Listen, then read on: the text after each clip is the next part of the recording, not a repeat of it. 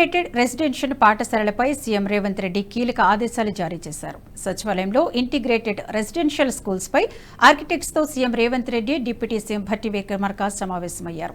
కొడంగల్, మధిర నియోజకవర్గాల్లో ఈ పాఠశాలల ఏర్పాటును పైలట్ ప్రాజెక్టుగా ప్రభుత్వం చేపట్టిందని, 3 ఏళ్లలో ప్రభుత్వ స్కూళ్లను పటిష్టపరిచేలా ప్రణాళికలు రూపొందించాలని ఆయన అన్నారు.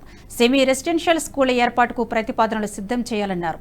సొంత గ్రామాల్లోనే విద్యార్థులు చదువుకునేలా వీలు కల్పించాలని, అంగన్వాడీ ప్లే స్కూళ్ల తరహాలో 3వ తరగతి వరకు విద్యా బోధనకు ప్రణాళికలు రూపొందించాలన్నారు.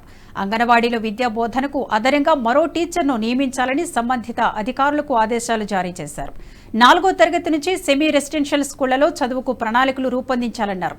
సెమీ రెసిడెన్షియల్ స్కూళ్లకు ప్రభుత్వమే రవాణా సదుపాయాన్ని కల్పించాలని, దీనిపై విద్యావేత్తల అభిప్రాయాలు తీసుకున్నాక పైలట్ ప్రాజెక్టుగా చేపట్టాలని ఆదేశించారు.